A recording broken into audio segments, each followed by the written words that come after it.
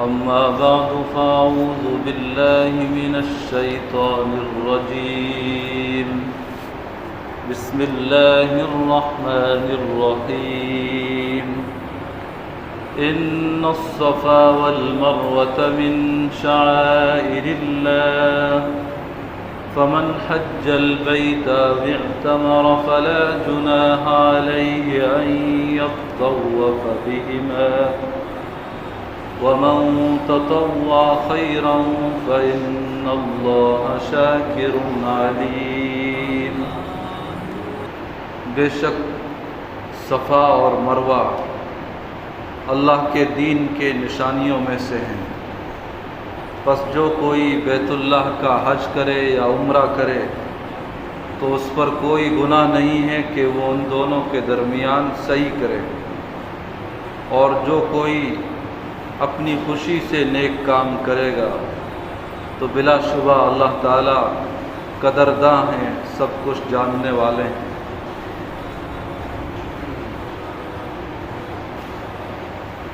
اس سے پہلے آیات میں یہ مضمون چل رہا تھا کہ جو لوگ صبر کرنے والے ہوں تو اللہ تعالیٰ کی نوازشیں، اللہ تعالیٰ کی رحمتیں ان کے ساتھ شامل حال ہو جاتی ہیں. صبر کے بدلے اللہ تعالیٰ دنیا میں بھی انہیں اپنی نعمتیں عطا فرماتے ہیں، اور آخرت میں صبر کے بدلے بہت کچھ نصیب ہوگا.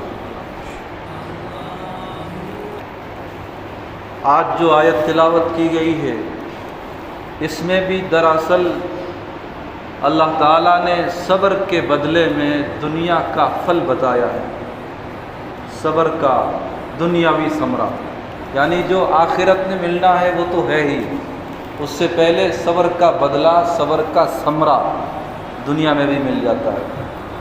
جیسے صفا اور مروہ یہ دو پہاڑیاں ہیں. بیت اللہ سے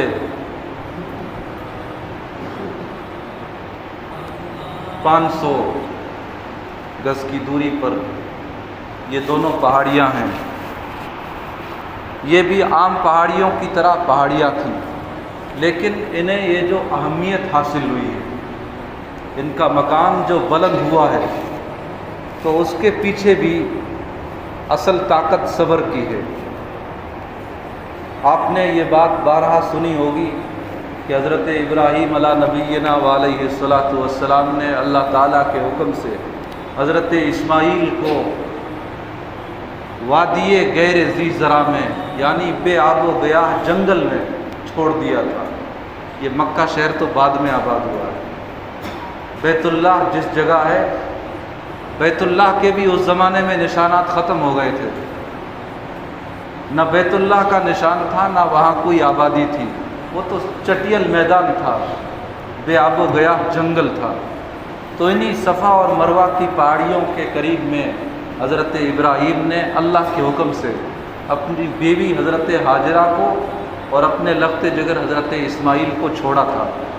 تو ظاہر ہے اس سے بڑا کوئی صبر نہیں تھا کہ نہ وہاں کھانے کو کچھ تھا، نہ وہاں پینے کو کچھ تھا، نہ وہاں انہیں کوئی سنبھالنے والا تھا، اور اللہ تعالیٰ کے حکم سے وہ ان دونوں کو چھوڑ کر اسی وقت وہاں سے چل بھی دیے تھے. تو حضرت ہاجرہ سلام اللہ علیہ نے اس موقع پر صبر کی ایک بہت بڑی مثال پیش کی. جب انہیں معلوم ہوا کہ اللہ کے حکم سے ہمیں یہاں ٹھہرایا گیا ہے، تو انہوں نے اللہ کے حکم پر اپنی رضامندی ظاہر کی اور اس کا حق ادا کر دیا. تو یہ ان کے صبر کا بدلہ ہے کہ اللہ تعالیٰ نے صفا اور مروہ کی وہ پہاڑیاں جن کے بیچ میں حضرت ہاجرہ نے حضرت اسماعیل کے پانی کے لیے پانی کی تلاش میں چکر لگائے تھے، دوڑ لگائی تھی، اللہ تعالیٰ کو ان کا صبر اور ان کا یہ عمل، ان کی یہ ادا ایسی پسند آئی کہ صفا اور مروہ کو مقامات حج میں، مناسک حج میں شامل فرما دیا. اور صحیح کرنا یہ ہر عمرہ کرنے والے کے لیے، ہر حج پر جانے والے کے لیے امام ابو حنیفہ کے یہاں واجب ہے، اور امام مالک، امام شافعی کے یہاں تو واجب سے بھی بڑھ کر فرض کے درجے میں. تو یہ صفا اور مروہ کی جو اہمیت ہے یہ صبر کا نتیجہ ہے، اور صبر ہی کا مضمون پیچھے سے چلا آ رہا تھا۔ اس آیت میں دراصل ایک نئی بات کا ذکر بھی ہے۔ یہاں حج اور عمرہ کرنے والوں کو بڑے اہتمام کے ساتھ صحیح کرنے کا حکم دیا گیا ہے۔ یہ بات جو بڑے اہتمام سے فرمائی گئی ہے اس کی وجہ یہ ہے کہ مشرکین مکہ انہوں نے زمانہ جاہلیت میں صفا اور مروہ ان دونوں پہاڑیوں پر 2 بت رکھ دیے تھے۔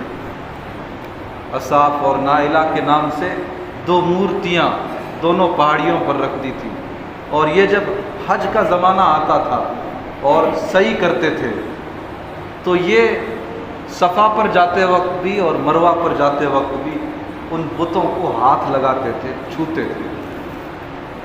یہ مشرکین مکہ کا عمل تھا زمانہ جاہلیت میں۔ دوسری طرف مدینہ منورہ کے جو اس دور کے مشرک تھے وہ ان دونوں مورتیوں کو اپنا معبود نہیں مانتے تھے، اور اس کا نتیجہ یہ تھا کہ وہ جب حج کے لیے آتے تھے مدینہ منورہ کے اس دور کے لوگ، تو وہ سرے سے صحیح ہی نہیں کرتے تھے ان بتوں کی وجہ سے، ان مورتیوں کی وجہ سے، کہ وہ دونوں طرف مکہ کے مشرکوں کو انہیں چھوتے ہوئے، ہاتھ لگاتے ہوئے دیکھتے تھے۔ یہ عمل ان سے برداشت نہیں ہوتا تھا، تو انہوں نے سرے سے صحیح ہی کو چھوڑ دیا تھا۔ بہرحال زمانہ گزرتا رہا، پھر اسلام آیا، اللہ تعالیٰ نے اسلام کو، پیغمبر اسلام کو، صحابہ کو طاقت عطا کی، مکہ مکرمہ فتح ہوا۔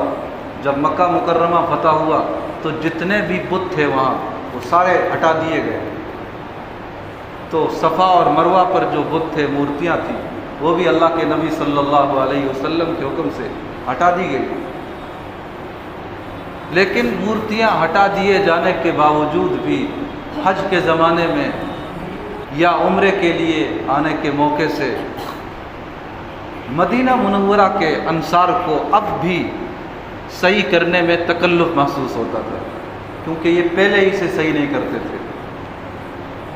جب انصار کا یہ معاملہ اور ان کا یہ تکلف نبی علیہ الصلوۃ کے سامنے آیا تو اللہ کے نبی صلی اللہ علیہ وسلم نے اس آیت کی روشنی میں ان کی تسکین کے لیے، ان کی تسلی کے لیے یہ آیت نازل ہوئی، اور یہ کہا گیا کہ صفا اور مروہ کے درمیان جو صحیح کی جاتی ہے وہ بتوں کی وجہ سے نہیں ہے، یہ تو اللہ کے حکم سے ہے، اور ان دونوں کے درمیان جو صحیح ہو رہی ہے تو یہ کوئی زمانہ جاہلیت سے نہیں ہو رہی ہے، تو بہت پہلے سے ہو رہی ہے۔ حضرت ابراہیم علیہ السلام نے اور حضرت اسماعیل علیہ السلام نے جب بیت اللہ تعمیر کیا، اور بیت اللہ کی تعمیر کے بعد جب حضرت ابراہیم علیہ السلام نے پہلا حج کیا تو اللہ تعالیٰ کے حکم سے صفا اور مروہ کے درمیان صحیح کی، تو یہ عمل وہاں سے شروع ہوئے۔ اللہ تعالیٰ نے اس آیت میں واضح فرما دیا کہ اس میں زمانہ جاہلیت کا، مشرکین کا، مورتیوں کا اس صحیح سے کوئی تعلق نہیں ہے۔ یہ عمل حضرت ابراہیم کے دور سے شروع ہوئے اور اللہ کے حکم سے شروع ہوئے، اس لیے تمہیں اس حکم کی تعمیل میں ذرا بھی تکلف نہیں ہونا چاہیے۔ اور آگے یہ فرما دیا گیا کہ اللہ تعالیٰ کی طرف سے جو بھی حکم آ جائے، وہ واجب ہو یا مستحب ہو، اس کی تعمیل کی جائے۔ مستحبات تک کی جو خوش دلی سے تعمیل کریں گے تو اللہ تعالیٰ ہر نیک عمل کرنے والے کے قدرداں ہیں، اور اللہ تعالیٰ ہر شخص سے، اس کے ہر عمل سے بخوبی واقف بھی ہیں کہ کون کس درجہ اخلاص کے ساتھ واجبات، فرائض، مستحبات اور سنن پر عامل ہے، اور کس کے اخلاص میں، کس کی نیت میں کس درجہ کمی ہے، کس درجہ فتور ہے۔ اللہ تعالیٰ فرائض، واجبات، سنن و مستحبات سے تعلق رکھنے والے تمام اعمال کو خلوص دل کے ساتھ ہمیں انجام دینے کی توفیق عطا فرمائے۔ الحمدللہ۔